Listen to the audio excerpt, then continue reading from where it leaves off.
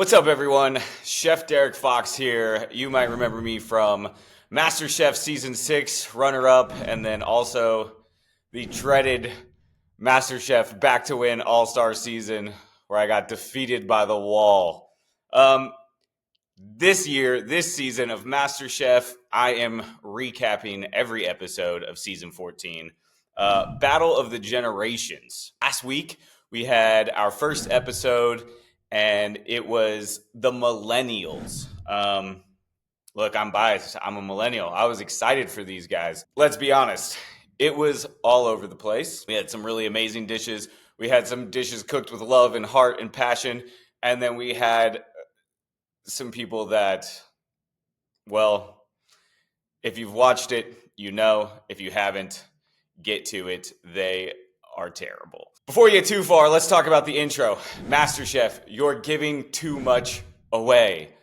Showing people in their aprons with the big fucking stupid wall behind them. We know they make it to the top 7, top 10. Stop giving that shit away. Us fans, us loyal MasterChef followers, we don't want to see who's made it that far in episode 1. With that said, by the end of the episode, I forgot who I saw in the intro, so I'm just not going back and watching the intro. All right, let's talk about it. The first contestant we had was Jeet.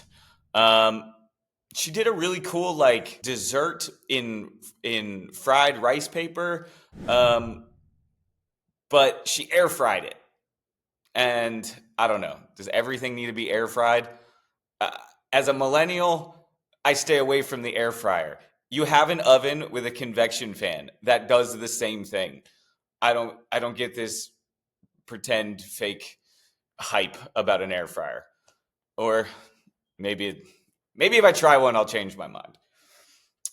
Anyway, I really like Jeet's dish, but when any MasterChef judge says rubbery,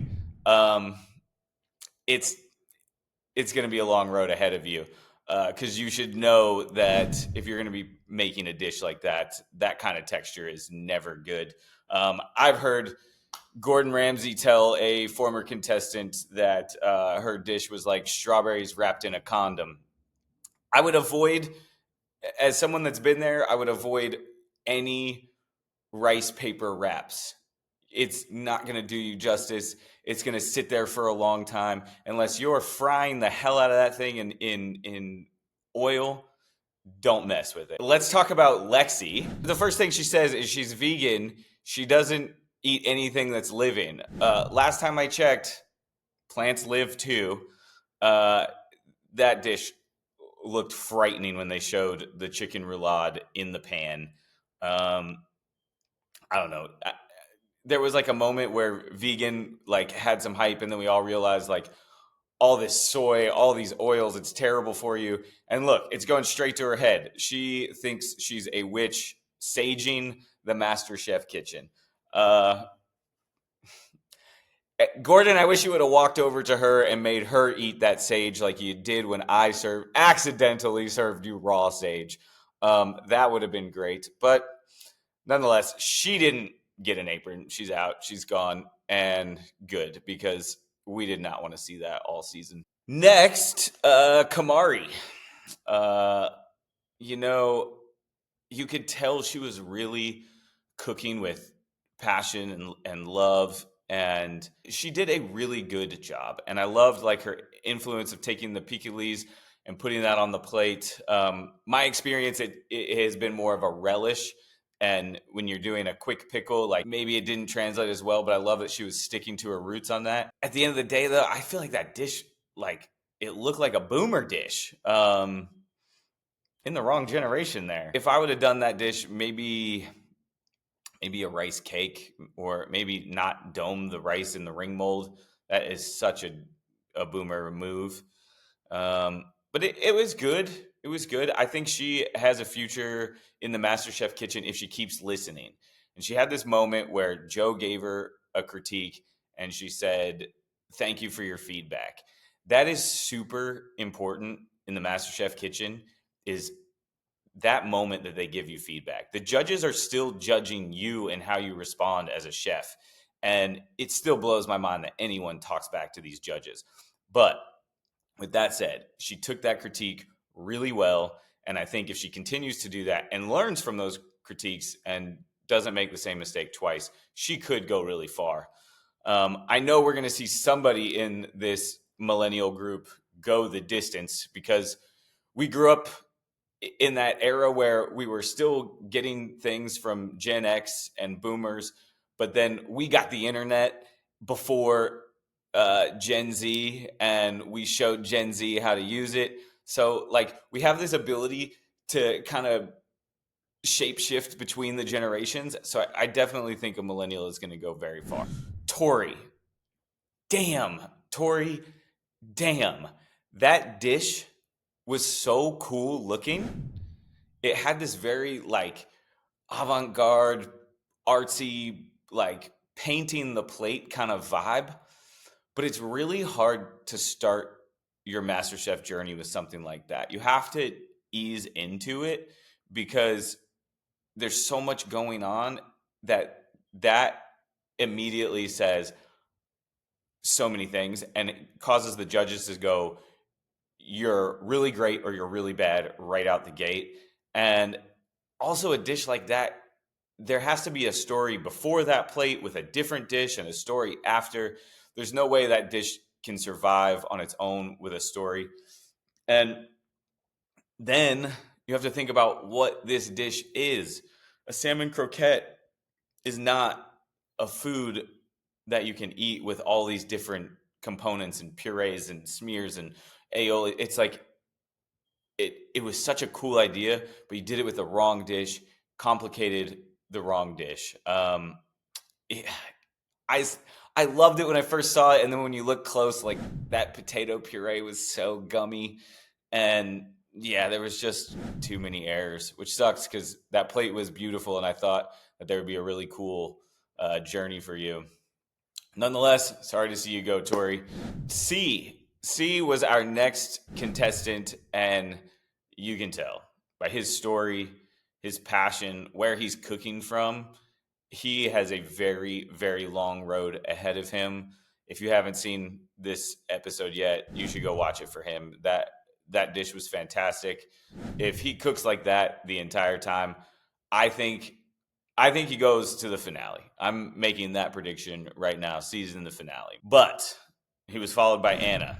And first of all, when Anna first started talking, I was like, I don't know if I can listen to this girl all season.